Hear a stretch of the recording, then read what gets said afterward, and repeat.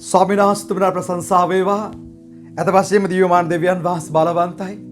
උන්වහන්සේ අපේ ජීවිතයේ බලවත් උදේ කරන දෙවියන් වහන්සේ. තවත් අලංකාර දවසක උන්වහන්සේ කරුණාව තුළ උන්වහන්සේගේ වචනේ බෙදා ගන්න උන්වහන්සේ අපිට ලබා දී තියෙන අනුග්‍රහය නිසා අප ස්තුතිවන්ත වෙනවා. ඒ නිසා මේ මොහොතදී අපි අපගේ දෙනිත වසහාගෙන සර්ව බලධාරී ජීවමාන දෙවියන් වහන්සේ යාඥා කරමු සුද්ධාත්ම මඟ පෙන්වීම තුළින් හරියාකාර උන්වහන්සේගේ වචනය ස්වාමීන් වහන්සේගේ නාමයෙන් පැමිණ අපගේ ජීවිත වෙනස් කරන්න කියලා. සුදු බලවන්ත ජීවමාන පරාක්‍රමධාරී දෙවි සමිඳුනේ. ඔබ ස්තුතිවන්ත වෙනවා මේ අලංකාර දවස ගැන ස්වාමීනි. ඔබ කොතරම් යහපත්ද කොතරම් මුතුම්ද ස්වාමීනි. ඔබ සිතනවට කල්පනා කරනවට වඩා ස්වාමීනි ඔබ බලවන්තයි ස්වාමීනි. ඔබ වචනය තුළින් අද අපිට කතා කළ මැනව. දෙවිදුනේ ඔබ ආත්මය අපි තුළ වැගුරමින් සානේ මහත් වූ දෙයක් කරන්න කියලා යාඥා කරනවා. සෑම බාධාවේ ආත්ම සෑම අඳුරු බලවේග සෑම කැළඹීමේ ආත්ම ජීවමාන ක්‍රිස්තුස් වහන්සේගේ නාමයෙන් පහ වේවා. ස්වාමීනි ඔබ කතා කරන්න. දැන් ඔබ දාසයා ඔබ කුරුසියේ පිටපස්ස ඇඟ වෙන්නෙමු. තවත් මානව ඔබ කතා කළ මැනව. ඔබ වචනය තුළින් පුදුමද ලකුණද ආශ්චර්යමත් දේ කළ මැනව. දෙවියන් වහන්සේ අපගේ සිත් නැමැති ඇස් පහදමින් බලවත් වූ දේ කරන්න. සිළු ගෞරවයත් මහිමයත් ඔබ පුද කරන අතර මාගේ නාමය අඩු වෙන්නත් ඔබ ආස්නා වැඩි වෙන පිටස යාඥා කරනවා. නාස්ත්‍රිය ජේසුස් ක්‍රිස්තුස් තුම ශ්‍රී නාමයෙන් නිසාය. ආමෙන්. හලෙලූයා. උන්වහන්සේ ජීවමාන පරාක්‍රමධාරී දෙවියන් වහන්සේ අද මගේ මාතෘකාව වෙලා තියෙන්නේ දේව කැමැත්ත කිරීමට සුද්ධාත්මයෙන් පූර්ණ වෙමු. දෙවියන් වහන්සේ කැමැත්ත තෝරගෙන එය හරියාකාර ඉෂ්ට කරන්න නම් අපිට සුද්ධාත්මයන් වහන්සේගේ අනුභවය උන්වහන්සේගේ මාර්ග පෙන්වීම අවශ්‍ය වෙනවා. ඉතින් උන්වහන්සේ ජීවමාන දෙවියන් වහන්සේ මා කැමති කරුණු කීපයක් ඔබට ඉදිරිපත් කරන්න. අපි කුමක්ද ස්වාමීන් වහන්සේ අද අපිට කතා කරන්න යන්නේ? දේව කැමැත්ත කිරීමට සුද්ධාත්ම බලයෙන් පූර්ණ වෙමු. හොඳයි. මා සමග එපිස 5 වෙනි පරිච්ඡේදයේ 14 වෙනි වගන්තිය කියවන්න. ඔව්. එහෙයින් නිදන්නා වූ නුඹ පිබිද මලවුන්ගෙන් නැගිටින්න එවිට ක්‍රිස්තුස් වහන්සේ නුඹ කෙරෙහි උදාවනසේකයි උන්වහන්සේ කියනසේක. ස්වාමීන් වහන්සේගේ වචනය කියනවා එහින් නිදන්නා වූ ඔබ පිබිද මලවුන්ගෙන් නැගිටින්න. අපි දකිනවා අපේ ජීවිතේ යම් තැනක දුර්වල වෙලා තිබෙනවා. අපි වැටිලා තිබෙනවා. අපි නිදාගෙන සිටිනවා. අපි අධෛර්යයට පත් වෙලා තිබෙනවා.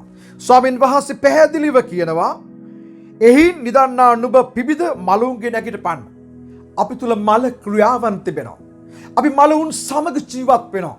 නමුත් ජීවමාන දෙවියන්වහන්සේට අවශ්‍යයි මේ මල ක්‍රියාවන් අපගේ වැරදි අපගේ පරණ දේවල් අපගේ අතීතය සියල්ලම වලලා දමලා අලුත් වූ ජීවිතයක් ස්වාමී යේසුස් ක්‍රිස්තුස් සමග ආරම්භ කරන්න. අපි මේ දිවීම හරියාකාරව දුවන්න උන්වහන්සේ අපිට උපකාර කරන්න යනවා. ඒ වගේම අපි දකිනවා එසකියල් දෙවෙනි පරිච්ඡේදයේ දෙවෙනි වගන්තිය අපි බැලුවොත් ස්වාමීන් වහන්සේගේ වචනේ තියෙනවා උන්වහන්සේ මට කතා කොට මනුෂ්‍ය පුත්‍රය නැගිට සිටපන්න. මම නුඹ සමග කතා කරන්නේ මේ කීසේක. දැන් මෙතන තියෙනවා අපි වැටිලා සිටිනවා. අපි නිදාගෙන සිටින ස්වාමීන් වහන්සේ කියනවා අපිට අවදි වෙන්න කියලා. ඉතින් එසකියල් පොතේ කියනවා උන්වහන්සේ මට කතා කොට මනුෂ්‍ය පුත්‍රය නැගිට සිටපන්න. මම නුඹ සමග කතා කරන්නේ මේ කීසේක. උන්වහන්සේ මට කතා කළ විට ආත්මයේ මාතෘවට ඇතුල් වී උන්වහන්සේ අපිට කතා කරද්දී සුද්ධාත්මයන් වහන්සේ අප තුළට ඇතුල් වෙනවා. මේ මොහොත ඔබ ස්වාමීන් වහන්සේගේ වචනය අසනකොට ඒ සුද්ධාත්මානුභාවය සුද්ධාත්මයන් වහන්සේ ඔබ තුළට ඇතුල් වෙනවා. මට කතා කළ විට ආත්මයේ මා තුළ ඇතුල් වී මා නැගිටවා සිටුවේය. මට කතා කළ තැන් වහන්සේගේ වචනය ද මට ඇසුනේය. උන්වහන්සේ කතා කළ වචනය මට ඇසුණා කියලා තියෙනවා.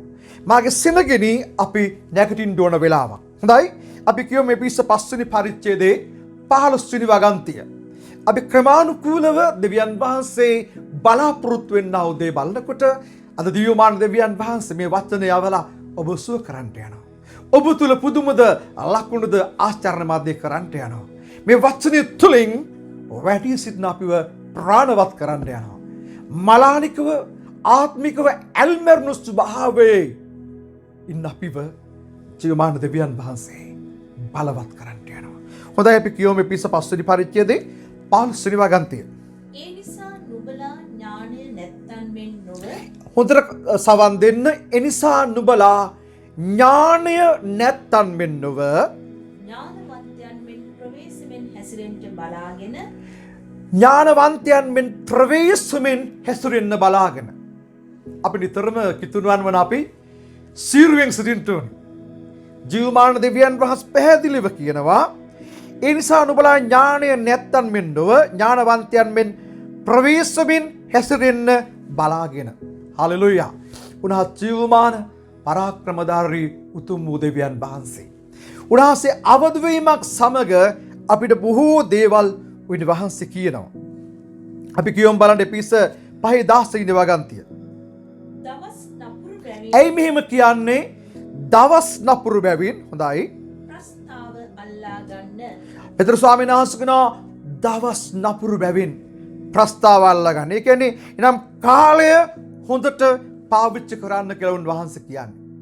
දවස් නපුරු බැවින් ප්‍රස්තාව තදින් අල්ලා ගන්න. හොඳයි. උන්වහන්සේ ජීවමාන පරාක්‍රමධාරී දෙවියන් වහන්සේ මේ ක්‍රමානුකූලව ඔබ මේ දී අසනකොට ඔබගේ ජීවිතය තුළ උන්වහන්සේ මහත් වූ දේ කරන්න යනවා.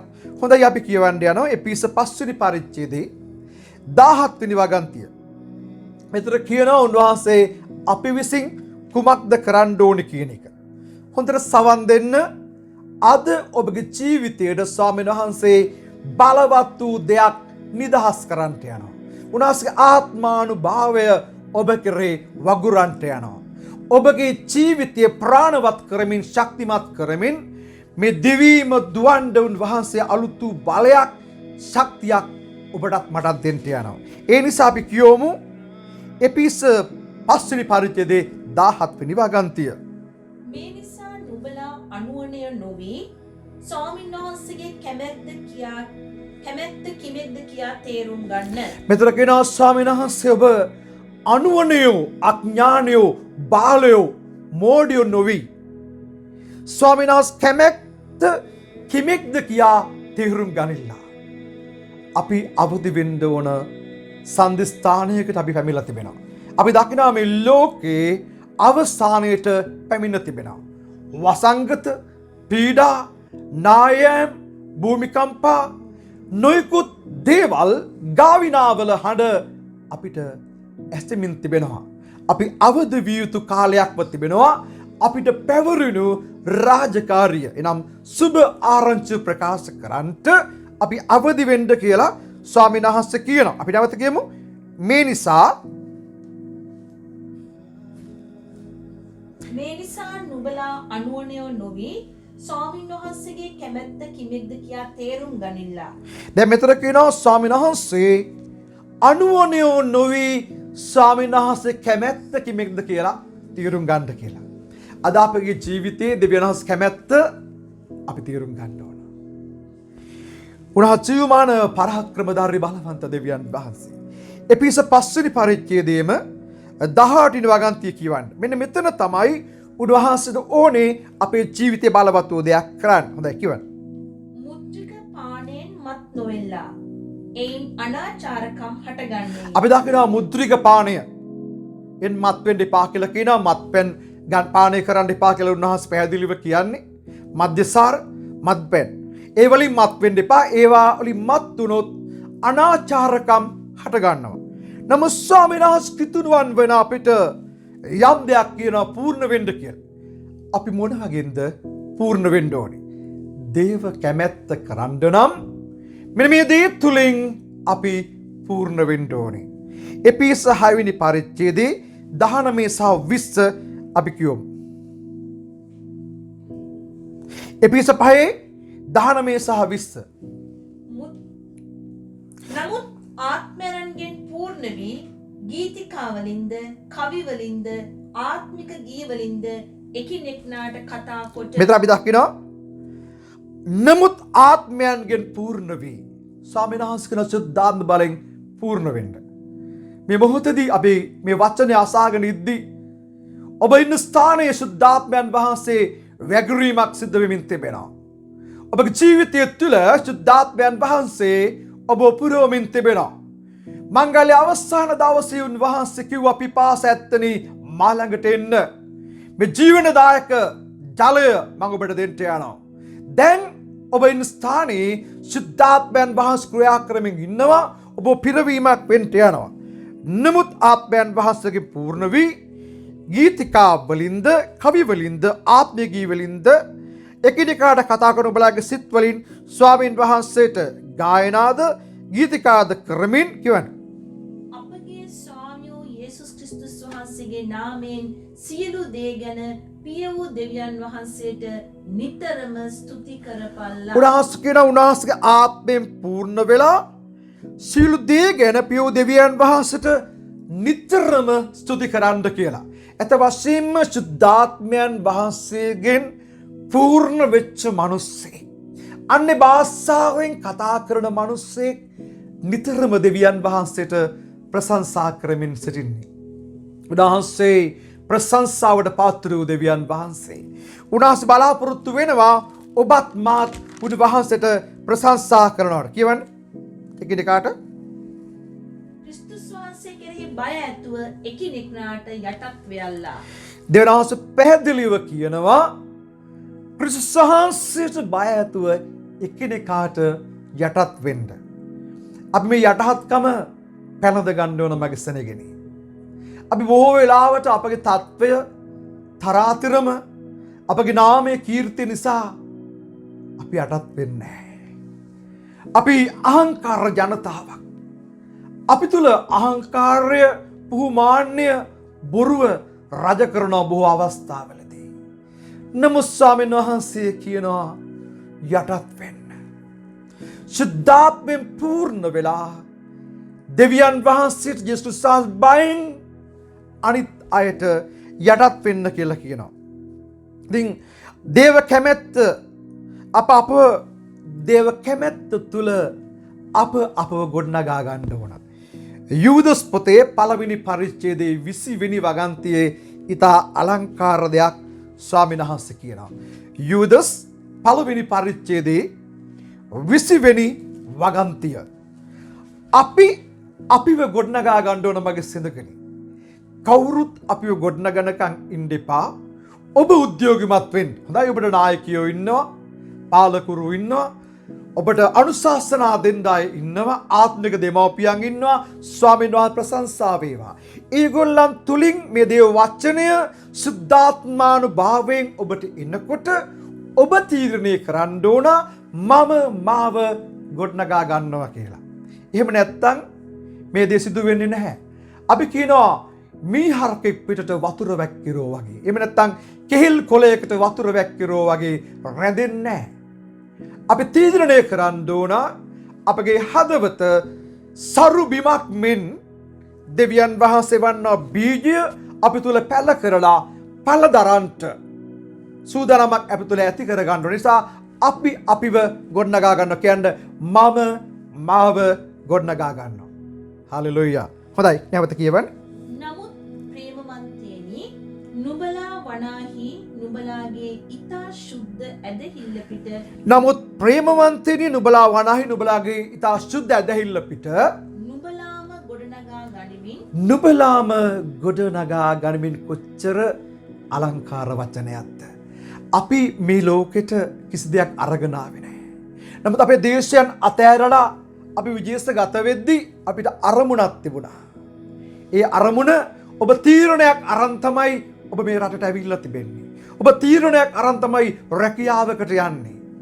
මාගේ සෙනගිනි අපි පාසල් යන්නේ යම්කිසි අරමුණක් ඉෂ්ට කරගන්න. වැඩිපුර අධ්‍යාපනයක් ලබා ගන්න. ඉතින් ස්වාමීන් වහන්සේ කරුණාව තුළ දෙරස් විතර යම් දෙයක් කියනවා. නැවත කියවන්න. නමුත් ප්‍රේමවන්තයනි නුඹලා වනාහි නුඹලාගේ ඊතා ශුද්ධ ඇදහිල්ල පිට නුඹලාම ගොඩනගා ගනිමින් ශුද්ධ ආත්මයන් වහන්සේ තුල සිට යාඥා කරමින් හalleluya.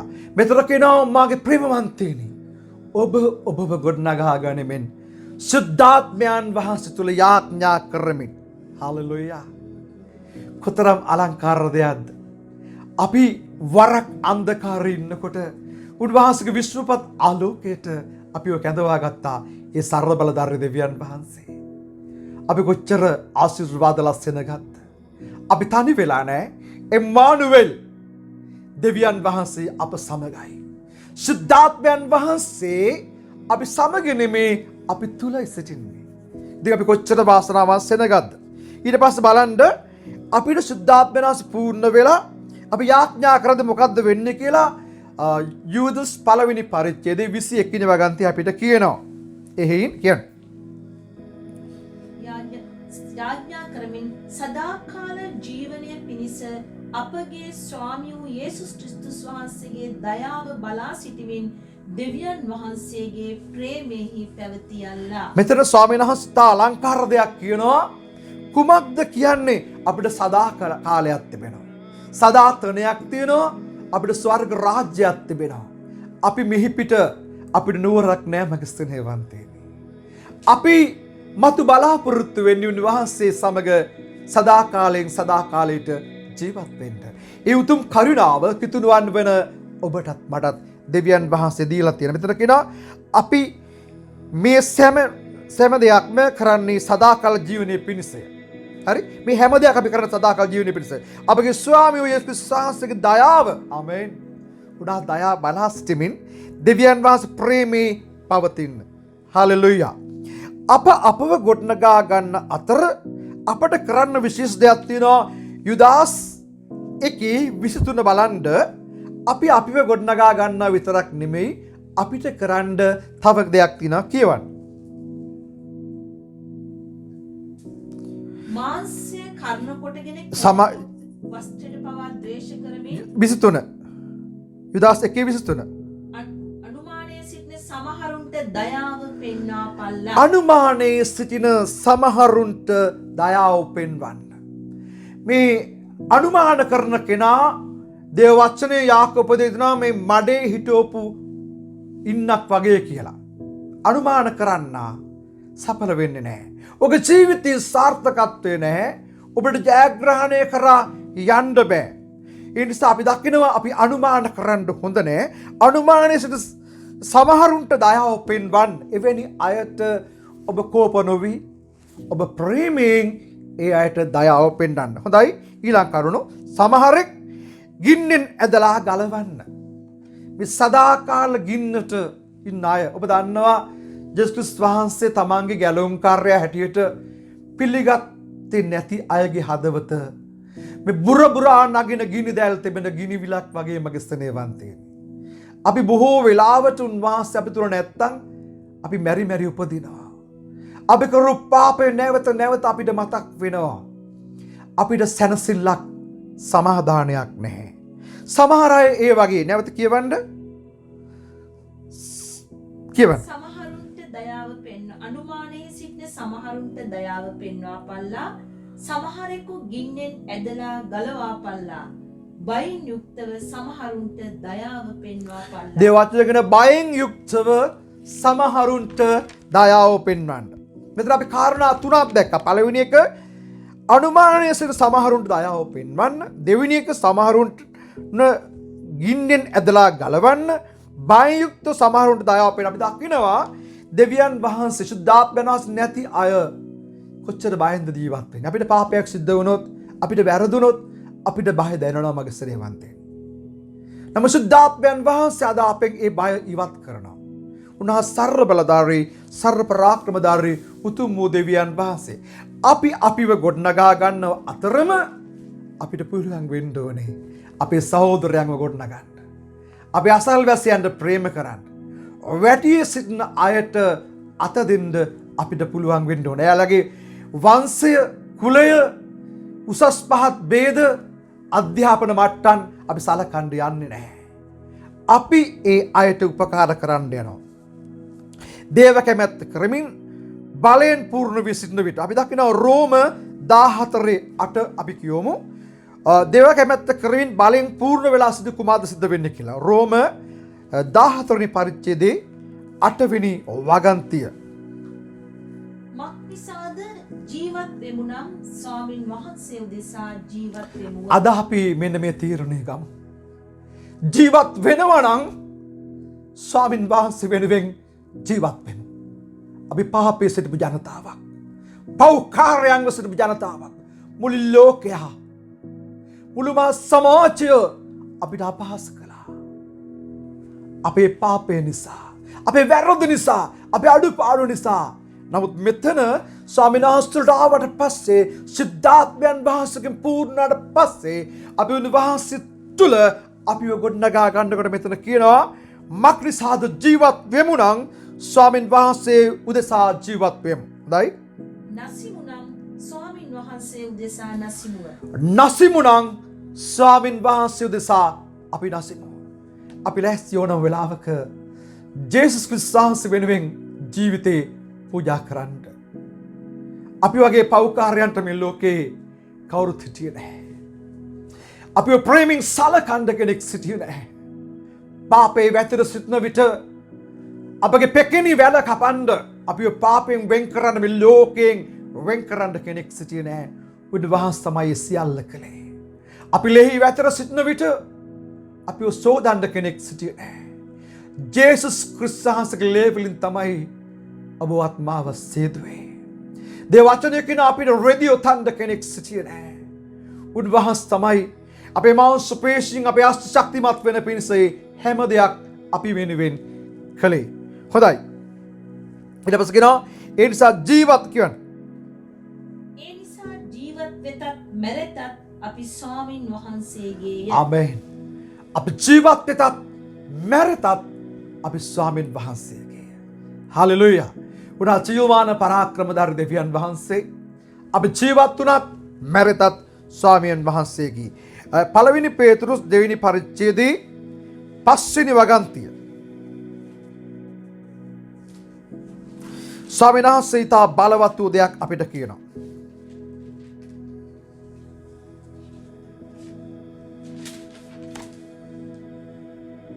යේසුස් ක්‍රිස්තුස් වහන්සේ කරුණ කොටගෙන දෙවියන් වහන්සේට ප්‍රසන්න වූ ආත්මික පූජා ඔප්පු කරන පිණිස ශුද්ධ පූජක සමූහයක් වීමට ආත්මික ගෘහයක් කොට ජීවමාන ගල් මෙන් ගොඩනගනු ලබන්නහුය. හලෙලූයා. මෙතන පැහැදිලිව තිබෙනවා උනාස් කුමක්ද කියන්නේ? නුඹලා යේසුස් ක්‍රිස්තුස් කරුණ කොටගෙන දෙවියන් වහන්සේ ප්‍රසන්න ආත්මික පූජා ඔප්පු කරන පිණිස සුදු පූජක සමූහයක් වීමට ආත්මික ගෘහයක් කොට ජීවමාන ගල් මෙන් ගොඩනගනු ලබන්නහුය. හලෙලූයා. අප එකමුතුව අපි එක්සිත වන විට දෙවියන් වහන්සේගේ ගෘහය ගොඩනගන්නට ජීවමාන ගල් මෙන් ස්වාමීන් වහන්සේ අපිව තබලා තිබෙනවා. අපිව ගොඩනගනවා. ආමේන්. උන්වහන්සේ කියනවා අතින් සාදපු ගොඩනැගිල්ලක උන්වහන්සේ නැහැ. උන්වහන්සේ වැඩ සිටින්නේ ජීවමාන ඔබත් මාත් තුල. එසේනම් මේ ක්ලේශය ලෝකයෙන් පිටතට කැඳවූ මේ සභාව ක්‍රිස්තුස් වහන්සේගේ ශරීරයව තිබෙනවා. අපි මේ ශරීරයේ අවයව. ඒ අවයවවලට කියනවා ජීවමාන ගල් කියලා. අපි තුලින් තමයි උන්වහන්සේගේ ඒ මාලිගාව නැවත සාදන්ට යන්නේ. මෙතන තියෙනවා ජීවමාන ගල් මෙන් ගොඩ නගනු ලබන්නහුය. හොඳයි. දැන් ඉතා වැදගත් දෙයක් ඔබට මම කියන්න යනවා. මේ සුද්ධාත්ම බලෙන් පිරුණාම අපි මිනිස්යන්ට සමාව දෙනවා. මිනිස්සු මොන වැරදි කරත් මොන දේ ඔබට අගුණ බොරුවෙන් කියත් ඔබ එයාට සමාව දෙන දෙයක් ඔබට දෙන සුද්ධාත්මයන් වහන්සේ පූර්ණ වෙනකොට පළවෙනි පේතෘස් දෙවෙනි පරිච්ඡේදයේ 18 වෙනි වගන්තිය සිට අපි වගන්ති කීපයක් බලන්ට යනවා. මෙතන ස්වාමීන් වහන්සේ උතුම් දෙයක් අපිට කියන පළවෙනි පේතෘස් දෙවෙනි පරිච්ඡේදයේ 18 වෙනි වගන්තිය සිට අපි කියමු. වැඩකාරයන්නි යහපත් වූ සෞම්‍ය වූ ස්වාමිනුන්ට පමණක් නොව නුඹලාගේ රවුළු වූ ස්වාමිවරුන්ට සියලු ආකාර බයින් යටත් වෙයල්ලා. ඔබ රැකියා කරන ස්ථානයේ අධිපතීන්ට කීකරු වෙන්න. ඔබගේ යජමාන්ට, ඔබගේ හාම්පුතාට, ඔබගේ මැනේජර්ට ඔබ කීකරු වෙන්න. අපි දේව වචනේ අපිට පැහැදිලිව උගන්වනවා. අපි උන්වහන්සේ තුළ වර්ධනය වෙනකොට ඒ ස්වාමීන් වහන්සේ කියනවා ඒ අයට කීකරු වෙන්න. හොඳයි 19 ඉඳලා දිගට කියවන්න බලන්න. මක්නිසාද යමෙක් දෙවියන් වහන්සේ කෙරෙහි වූ හෘද සාක්ෂිය නිසා අයුතු ලෙස පීඩා විඳින් මක්නිසාද යම් කෙනෙක් තමන්ගේ යහපත් හෘද සාක්ෂි නිසා ආයතු ලෙස දුක් පීඩා විඳින ඉවසනවා නම් ඒක දෙවියන් වහන්සේ ඉදිරියේ ප්‍රසන්න දෙයක්. ඔබ වරදක් නොකොට ඔබට චෝදනා එල්ල කරනකොට ඔබ ඉවසද්දී ඒක ප්‍රශංසනීය දෙයක් දෙවියන් වහන්සේ ඉදිරියේ. අපි ලෝකයයි දෙවියන් අතර වෙනසක් තිබෙනවා. අපි ලෝකයේ ආකාර ජීවත් වෙලා අපි කියනවා අපිට සමහර කෙනෙක් ගැහැවුවොත් ගහන. නෑ අපිට එහෙම බෑ. උනාස් කියනවා ඔබට මේ කම්බුලට ගහද්දි මේ කම්බුල හරවන්න. හාලෙලූයා. උනාස් කියනවා ඔබගේ සතුරන්ට සමාව දෙන්න. ඔබේ සතුරා කුසගින්නේ බඩගිනි ඇති වෙනකොට ඔබට කණ්ඩ දෙන්න. ඔබට සාප කරන්නට සාප නොකොට ආශිර්වාදම කරන්න. මෙතන කියන අපගේ යහපත් හෘද සාක්ෂි නිසා කියවන්න. දෙවියන් වහන්සේ කෙරෙහි හෘද සාක්ෂි නිසා අයුතු ලෙස පීඩා විඳිමින් දුක ඉවසන්නේ නම් ඒක ප්‍රශංසනීය දෙයක්ය. මක් නිසාද නුඹලා වරද කොට ඒ ගැන පහර ලබන කල්ලි ඉවසන්න උනම් එය මොන උතුම්කමක්ද? ඔබ දන්නවා මේ දෙක අතරද වෙනස. අපි වරදක් කළ ඉවසුවොත් ඒක තේරුමක් නෑ. හොඳයි කියවන්න. නමුත් යහපත්කම් කොට ඒ ගැන දුක් විඳින කල්ලි ඉවසන්න උනම් ඒක දෙවියන් වහන්සේ ඉදිරියේ ප්‍රශංසනීය දෙයක්ය. අපි යහපත් කමක් කරලා ඉවසද්දී ඒක දෙවියන් වහන්සේට ප්‍රශංසනීය දෙයක්. ඔය කියවන්න. එසේය ඊට නුඹලා කැඳවනු ලැබූහිය. මතක තියාගන්න අපේ කැඳවීම අපි ඒ අඩිපාර ක්‍රිස්තුස් අනුගමනය කරන පිණිස අපි උන්වහන්සේගේ මාර්ගය යන්න උන්වහන්සේ කැඳවලා තිර අපි ගොඩනගා ගන්නවා. දැන් අපි උන්වහන්සේ අපි පූර්ණ වෙනවා. දේව කැමැත්ත කරන පිට සුද්ධාත් බලෙන් පූර්ණ වෙන්න යනවා. උන්වහන්සේ අපිව කැඳවලා තිබෙනවා මේ ගමන කරන්න දකියවන්න. මක් නිසාද ක්‍රිස්තුස් වහන්සේ නුඹලා නිසා වදවිද? හොඳට අහගන්න. ක්‍රිස්තුස් වහන්සේ නුඹලා නිසා මම කියලා තියාගන්න. ක්‍රිස්තුස් මම නිසා වදවිද? හොඳයි. නුඹලා උන්වහන්සේගේ අඩිපාරේ යන පිණිස නුඹලාට ආදර්ශයක් දී ගියසේක. අපේ ආදර්ශය ජේසුස් ක්‍රිස්තුස් වහන්සේ විතරයි. වෙන කිසිම ආදර්ශයක් ඔබටත් මටත් නැහැ.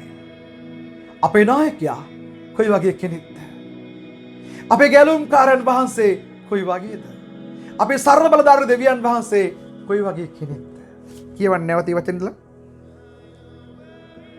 මක් නිසාද ක්‍රිස්තුස් වහන්සේ නුඹලා නිසා වදවිද?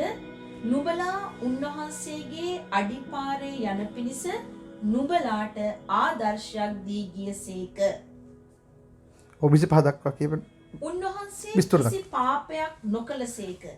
උන්වහන්සේගේ මුඛයෙහි වංචාවක්ද සම්බුනේ නැත. උන්වහන්සේ නින්දා කරනු ලැබ කල නින්දා නොකළසේක. උන්වහන්සේගේ කිසි පාපයක් නොකළ උන්වහන්සේට නින්දා කරද්දී උන්වහන්සේ නින්දා කළේ නැහැ කාටවත්. අපහාස කළේ නැහැ. කියවන්න. වදවින්ද කල තර්ජන නොකර ධර්මිෂ්ඨ ලෙස විනිශ්චය කරන තැනන් වහන්සේට කාරණය බාර දුන්සේක. උන්වහන්සේව කුරුස්සේ යන ගහනකොට කසපාර 39ක් ගහනකොට ඔබත් මාත් වෙනින් අපේ රෝග සුව කරන්න. ඒ සියලු කාරණාම සර්ව බලධාරී දෙවියන් වහන්සේට බාර කරා. නැවත ඒ වචන කියන්නේ බදවින්ද වහන්සේ නින්දා කරනු ලැබ කල නින්දා නොකළසේක. වදවින්ද කල තර්ජන නොකර ධර්මිෂ්ඨ ලෙස විනිශ්චය කරන තැනන් වහන්සේට කාරණය බාර දුන්සේක. අද අපිත් අපේ ජීවිතයේ සියලු කාරණා සර්ව බලධාරී දෙවියන් වහන්සේට බාර දෙමු. ජේසුස් වහන්සේ වගේ. හොඳයි කියවන්න. අප පාපවලට නැසී ධර්මිෂ්ඨකමට ජීවත් වන පිණිස උන්වහන්සේම තමන්ගේ ශරීරයෙන් ගස පිටදී අපගේ පාපයන් ඉසුලූසේක. උන්වහන්සේගේ තුවාල වලින් නුඹලා සුව කරනු ලැබුහුය. කියවන්න. මක් නිසාද නුඹලා බැටළුවන් මෙන් මුලා යමින් සිටියෝහිය.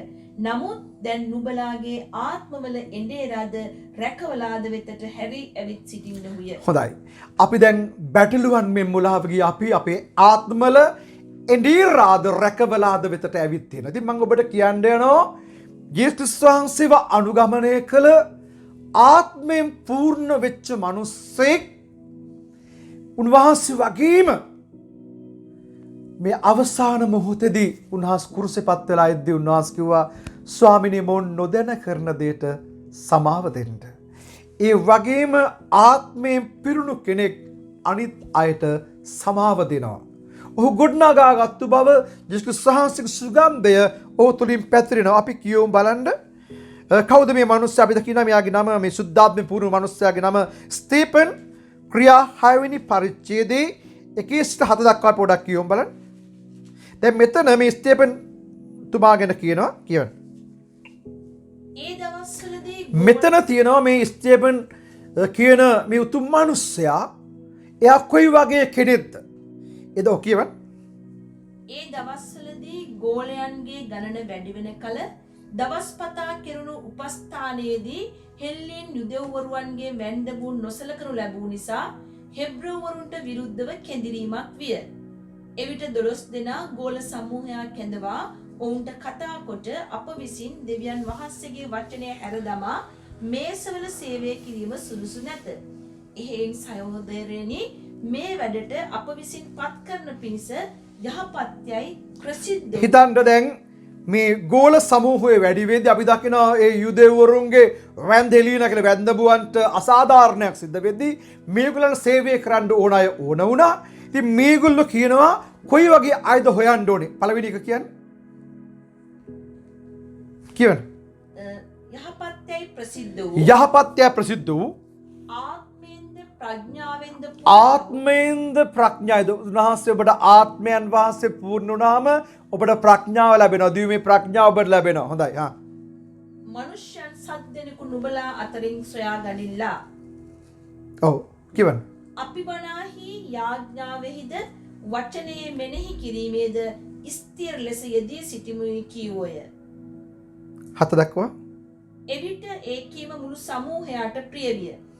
එවිට ඔවුහු ඇදහිල්ලෙන්ද ශුද්ධාත්මෙන්ද පූර්ණ වූ මිනිසෙක් වන ස්තේපන්ද ඇදහිල්ලෙන්ද ශුද්ධාත්මයෙන්ද පූර්ණ වූ මිනිසෙක් වෙන කියන්නේ ස්තේපන්ද පිලිප්ද ප්‍රොකරස්ද නිකොරොන්ද තීමෝන්ද පර්මෙනිස්ද යුදෙව් ආගමට හැරුණා වූ අන්තිෝකියේ නිකොලොස්ද තෝරාගෙන ඔවුන් ප්‍රේරිතයන් ඉදිරියේ සිටවෝය.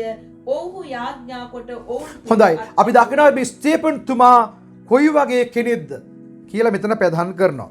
ඒක ක්‍රියා 6:8 නැවත කියවන්න.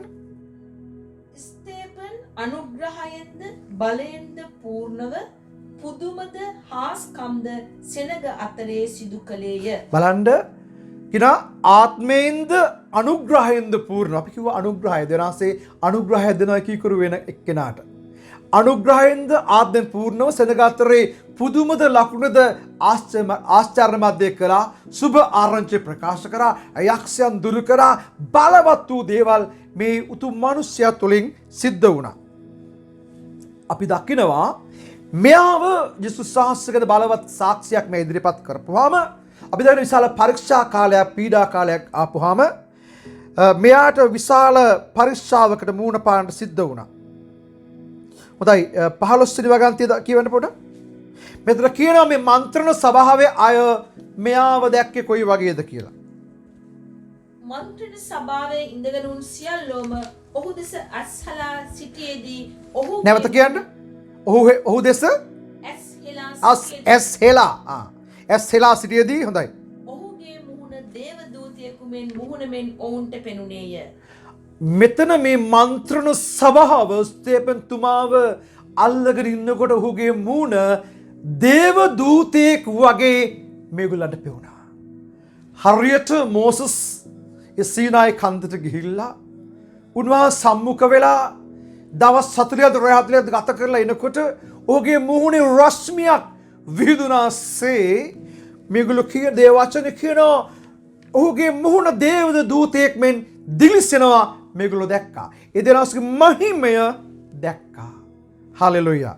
හොඳයි අපි ඉතා ඉක්මනින් අවසන් කරන්නට යනවා.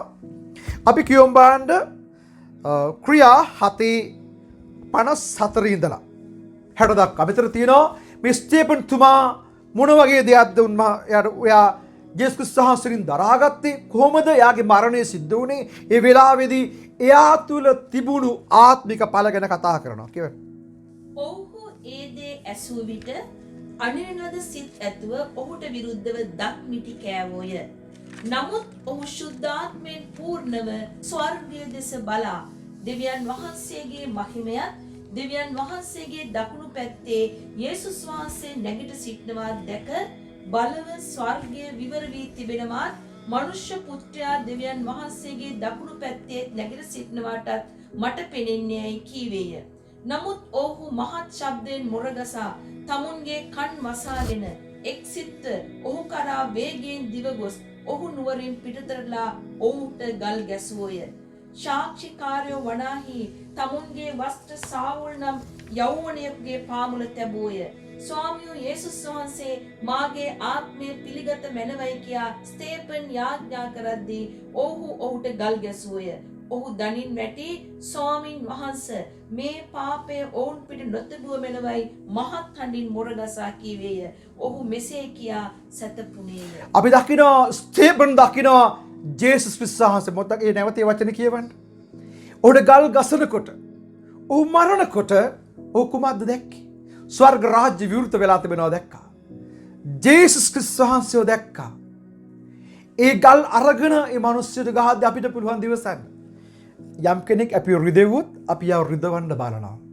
අපිව කෙනිත්තුවොත් අපි යව කුණිත්තන්න බලනවා. එක වචනකින් හරි එක හින්ට් එකක් පාස් කරලා හරි යව රිදවන්න බලනවා. නමුත් මේ ස්තේපන් තුමා ආත්මයෙන් පූර්ණ වෙලා සිටියේ.